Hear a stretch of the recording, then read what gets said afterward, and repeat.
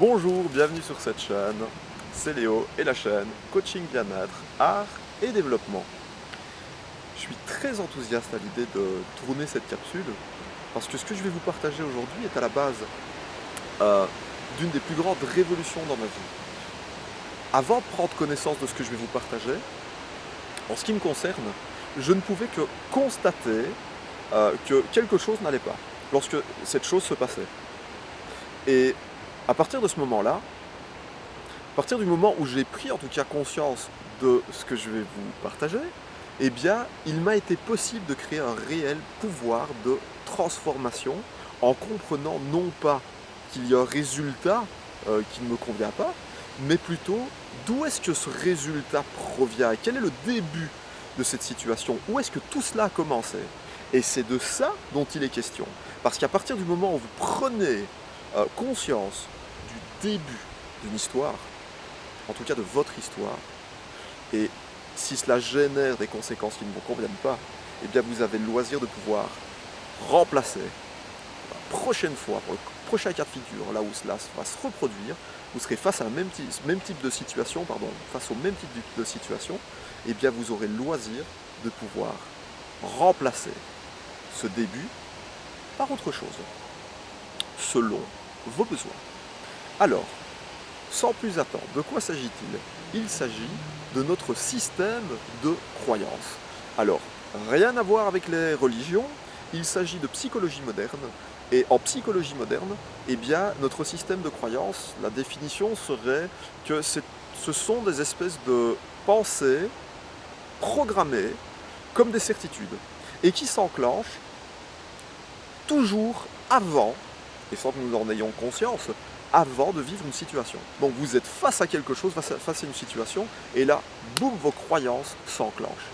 Et il y a plusieurs types de croyances, et celles dont j'aimerais parler aujourd'hui, ce sont les croyances inspirantes, celles qui vous élèvent, celles qui vous permettent de créer la vie que vous désirez, ou en tout cas une situation désirée, et, euh, et les croyances descendantes, celles qui vous invalident, celles qui nous invalident, celles qui nous handicapent, celles qui nous empêchent de...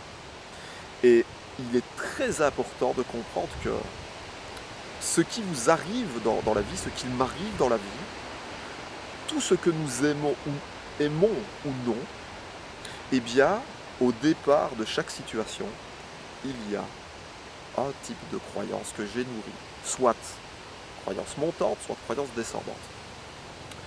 Alors, euh, pour bien comprendre de quoi il s'agit et comment fonctionne le type de croyance et à quel point les croyances vont être à la base de votre destinée, rien avec ça, eh bien, je vais vous raconter cette histoire vraie et vous allez comprendre. C'est l'histoire d'un petit garçon, 5 ans et demi, école maternelle, dernière année, et les professeurs l'ont observé, donc les instituteurs et institutrices là ont observé un comportement plutôt renfermé sur lui-même, il est plutôt taiseux, prudent, très prudent même, trop prudent en fait, c'est plus que de la prudence, c'est de la peur. Cet enfant se balade avec la peur au ventre du soir au matin, du matin au soir. Lorsqu'un enfant vient le voir, vient à lui, la première réflexion qui lui vient, c'est qu'est-ce que j'ai encore fait là, qu'est-ce que j'ai fait de mal. Vous imaginez, et quand un adulte vient près de lui et s'adresse à lui, son premier réflexe est de vouloir aller se cacher. Pas drôle, hein. Eh bien, donc, ces instituteurs et institutrices, observant cette situation, décident de convoquer les parents. Et vont leur tenir ce discours et leur partager ce conseil. Écoutez, selon nous, votre enfant, donc qui va devoir passer dans le cycle primaire à partir de l'an prochain, sa place serait plus adaptée dans un enseignement de type spécialisé. Car le niveau d'école primaire n'est absolument pas adapté au niveau de votre enfant. Là, les parents se prennent une gifle, vous imaginez, demandent un peu des explications, et les instituteurs et institutrices leur donnent leurs explications, et là, ils rentrent chez eux, ils vont passer l'été à cogiter, et ils seront face à deux chemins possibles. Ces deux chemins, eh bien, soit ils vont croire que leur fils est incapable, soit ils vont croire que leur fils est capable. Soit ils vont décider de semer des graines de croyances descendantes, genre non, mon fils n'est pas capable, je vais faire ce qu'on m'a dit, sa place est dans l'enseignement spécialisé, ou alors ils vont décider de semer des graines de croyances aspirantes, montantes, éveillantes, celles qui vont permettre, et vont décider de l'inscrire. Et c'est ce qu'ils ont fait dans un enseignement traditionnel. Et non seulement l'inscription dans un enseignement traditionnel, mais en plus ils ont augmenté de cours de musique. Et voyons ce qu'il se passe un an après. Un an après, l'enfant qui non seulement a suivi des cours dans le primaire traditionnel, mais en plus a suivi des cours de musique, se retrouve être premier de classe dans tous les cours où il est inscrit. Alors vous avouez qu'entre le conseil de ces instituteurs et institutrices bienveillants, j'en suis sûr, mais quand même il y a une marge entre sa place est dans l'enseignement spécialisé et se retrouve premier de classe. Alors, entendons-nous bien, en ce qui me concerne, je ne pense pas, je suis convaincu que être premier de classe ne signifie pas gage de réussite sociale, de vie, tout ça. Ni d'ailleurs être dernier de classe. Pour moi, ça ne signifie rien du tout. En tout cas, en termes de est-ce qu'il va réussir ou elle va réussir sa vie, selon qu'elle soit premier ou dernier de classe, non, du tout. Mais ceci est un autre sujet. Et donc je reviens à cette histoire. Donc que s'est-il passé là? C'est quoi le processus derrière le conseil là, des instituteurs et institutrices? En fait, les instituteurs et institutrices là ont, disons, agi en leur âme et conscience, en partageant leurs réflexions par le biais d'un conseil, en convoquant les parents. Donc il y a une action, ils agissent dans le réel. Ces actions sont générées par des réflexions, des pensées. Ces pensées elles-mêmes proviennent de leur vision du monde, car dans leur vision du monde, un enfant qui adopte ce type de comportement, sa place est dans l'enseignement spécialisé, absolument pas dans le traditionnel. Et à l'orée de tout ça, au début du début, qu'y a-t-il? Il y a une croyance qui signifie ce type de comportement égale incapacité pour le cycle primaire traditionnel. Donc il y a bien une croyance descendante à la base de ces conseils. Alors, maintenant que vous avez pris conscience de tout ça, que vous avez entendu cette histoire, posez-vous cette question. Jusqu'à ce jour, quel type de croyance avez-vous nourri en ce qui vous concerne? Mettez sur pause si vous ne vous êtes jamais posé la question et prenez le temps d'y réfléchir. Cette vidéo ne va pas s'envoler. Et voilà, je crois que c'est important, surtout pour les personnes qui traînent des dossiers qui ne leur vont pas dans la vie, comme des espèces de boulets là, avec des chaînes attachées à vos chevilles et que vous traînez ça. J'ai été comme vous et j'en ai encore, hein, j'y travaille progressivement à me défaire de tout ça, mais réfléchissez à quel type de croyance vous avez nourri jusqu'à aujourd'hui en ce qui vous concerne.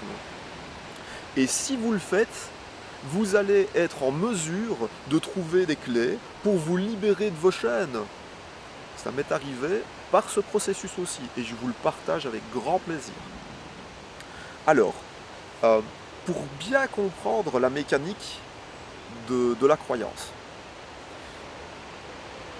là, je peux vous dire une chose, c'est que donc il y a deux types de croyances, les croyances montantes et les croyances descendantes, et qu'il n'existe aucune croyance descendante utile à votre développement. Je répète parce que c'est probablement l'une des choses les plus importantes que je vais dire là, il n'existe aucun type de croyance utile à votre développement dans vos vies, ni dans la mienne. Alors, la mécanique de la croyance fait qu'en plus, si nous comparons l'histoire de ce petit garçon et de ses parents, les parents décident de nourrir une graine de croyance, donc plantent une graine de croyance montante, qui va générer des fruits. Les fruits, c'est leur action et les conséquences. Eh bien, imaginons que les parents fassent tout ce qu'il faut pour inscrire leur enfant dans un type d'enseignement spécialisé. bah, il faut se lever quand même tous les matins, il faut quand même accompagner l'enfant tous les matins à l'école, il faut quand même lui préparer ses tartines, ou en tout cas faire en sorte qu'il ait de quoi se nourrir, et il faut quand même aller le rechercher.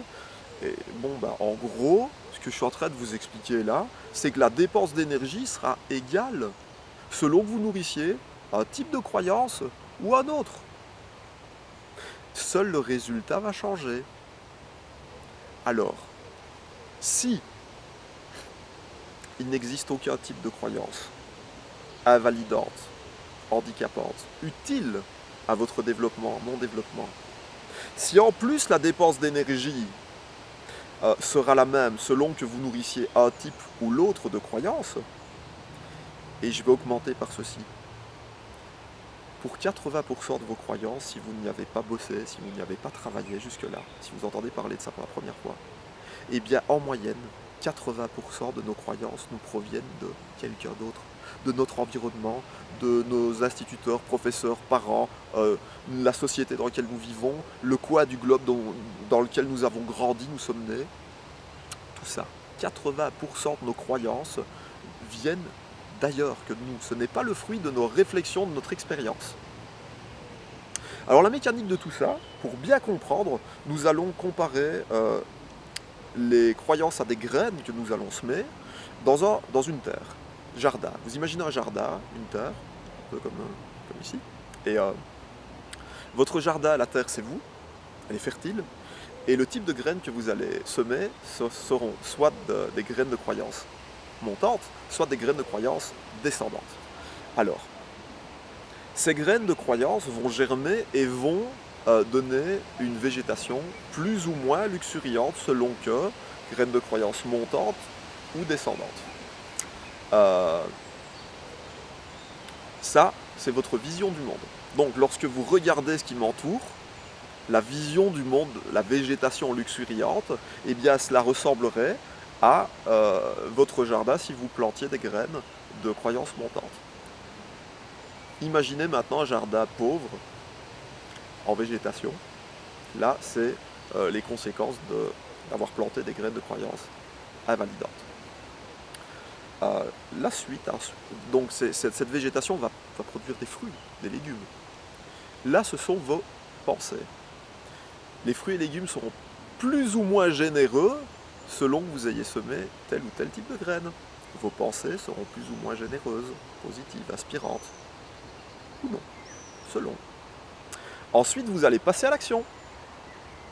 Et vos actions, eh bien, dans le jardin, c'est la cueillette. Vous cueillez vos fruits et vos légumes et vous allez les ramener chez vous, vous allez les manger, les cuisiner, les consommer.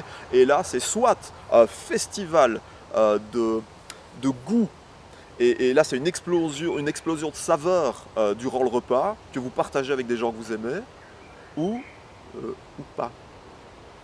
Des fruits et des légumes qui en ont l'aspect, mais juste l'aspect. Et en quantité, va falloir se rationner. Et bien là, ce sont vos actions. Les actions vont générer des conséquences. Et ces conséquences vont alimenter quoi? Eh bien les croyances qui sont à la base de tout ce processus. Forcément, puisque si vous avez des fruits et des légumes pleins de goût, des actions qui portent des fruits, ceux que vous désirez, ou en tout cas qui vous font avancer, forcément vous allez continuer sur votre lancée. Vous allez alimenter votre croyance que ça fonctionne. Par contre, imaginez un petit peu le contraire, vous semez des graines de croyances descendantes, invalidantes, et là, votre vision du monde, vous regardez votre jardin, et là vous vous dites waouh, le temps, c'est pas ça cette année, hein. Waouh, ça va pas être super la récolte, hein. Et puis le temps passe, vous continuez à entretenir ce jardin, mais sur base de graines que vous avez semées, mais des graines de croyances invalidantes. Et cela alimente vos croyances que le temps, ça va pas cette année, que la cueillette, ça va pas aller cette année comme ça va pas être chouette. Et donc arrive le moment, vous allez passer à l'action et vous allez cueillir vos fruits et légumes. Et là, vous allez les cuisiner, les goûter. Et en effet, eh bien la récolte, c'est pas ça cette année. Faute de temps. Faute de graines de croyances, montantes ou non. Selon. Maintenant, donc vous savez, vous connaissez, vous êtes au fait de ce processus. Donc, au début de quelque chose qui vous embête, je vais le mettre plutôt dans le champ, au début de quelque chose qui vous embête, donc du résultat embêtant, se trouve à la base un processus donc de plantation de graines, de croyances descendantes, limitantes. Plantez des graines de croyances montantes et vous obtiendrez une végétation, des actions, des résultats luxuriants, généreux, tout ça. Donc, me reste à vous poser cette question. Là maintenant, sachant tout cela, quel type de croyance allez-vous décider de nourrir dès maintenant? Quel type de croyance allez-vous décider de nourrir dès maintenant? Et cette deuxième question, si une version de vous qui avait déjà mis tout cela en place et qui vit la vie que vous n'osez même pas rêver, mais qui la vit cette vie. Donc si cette version de vous plus complète se trouvait à côté de vous, là, imaginons, là, elle est à côté de moi, et je lui pose cette question, tiens, sur quelle croyance me conseillerais-tu de bosser là en premier? Qu'est-ce qu'elle vous dirait, cette version de vous? Sur quelle croyance vous conseillerait-elle, il, de bosser, de remplacer? Réfléchissez-y. Alors en conclusion, qu'est-il advenu de ce petit garçon? Ce serait intéressant de savoir où il en est. Eh bien, ce petit garçon est devenu enseignant. Pas mal, hein? Il est devenu professeur de guitare aussi. Ce petit garçon qui se baladait la peur au ventre et qui avait peur, ne serait-ce que dès qu'on s'adressait à lui, dès qu'on lui adressait la parole, ce petit garçon a travaillé avec des artistes internationaux et a intégré l'un des groupes les plus connus de sa région et de son pays. Et a foulé le sol de scène face à plusieurs dizaines de milliers de spectateurs. Et plusieurs fois, et je dirais même régulièrement. Ce petit garçon, il est devenu coach de vie, spécialisé dans la gestion du stress, la communication et les stratégies d'apprentissage qui mènent à la maîtrise dans le domaine des arts et des sports. Et je crois que vous savez de qui il s'agit, là. Alors, je vais passer un message, là maintenant, à tous les parents du monde. Tous les parents, en tout cas du monde, si ce n'est du monde, mais j'aimerais, hein. Mais déjà, tous ceux et celles qui vont tomber sur cette capsule, qui vont l'écouter jusqu'au bout, j'aimerais vous partager cette réflexion qui vient de l'enfant que j'étais. Les croyances que vous nourrissez en ce qui vous concerne, il y a de fortes chances, et même c'est presque une certitude, que vous les transfériez et que vous les léguiez à vos enfants. Donc il est très important pour vos enfants, mais pour vous-même d'abord, hein, mais ainsi également pour vos enfants, que vous travaillez à remplacer vos graines de croyances invalidantes par des graines de croyances montantes. Et à toutes les personnes aussi qui exercent une fonction de type, qui aspirent une espèce d'autorité, comme professeur, instituteur, médecin, chirurgien, eh bien, ceci, lorsque vous prenez le risque de véhiculer une information comme si c'était une vérité sans avoir pris le soin de la vérifier, vous prenez le grand risque d'être cru et ensuite que cette information erronée soit véhiculée. Alors, s'il vous plaît, passez au moins, petit conseil si vous me permettez, passez au moins par l'entonnoir, le principe de l'entonnoir. Allez voir sur internet de quoi il s'agit, principe de l'entonnoir pour vérifier si une information est utile, vraie ou pas. Donc, voilà. Et maintenant, si le contenu de cette vidéo vous a plu, faites-le moi savoir, le contraire aussi, et inscrivez-moi dans l'espace commentaire ce qui ne vous a pas plu, et pour ceux que ça a plu, dites-moi sur quelle croyance allez-vous commencer là dès maintenant à bosser. Quelle est la croyance que vous allez remplacer là maintenant? C'est en votre pouvoir, vous pouvez y bosser maintenant. Vous êtes au début de ce que peut être une révolution comme cela a été pour moi. Hein. Ça peut être le début d'une révolution dans votre vie.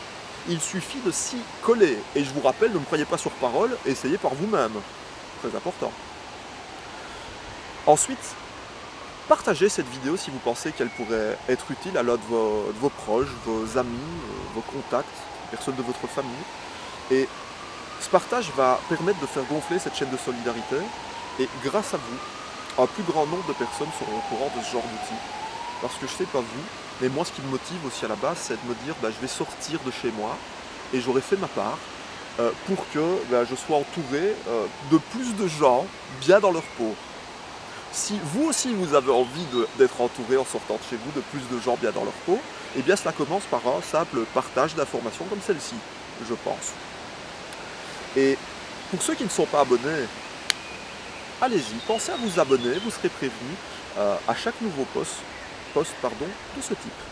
Eh bien, où que vous soyez, quoi que vous fassiez, eh bien je vous souhaite le meilleur et je vous dis à très bientôt pour une nouvelle capsule. Ciao!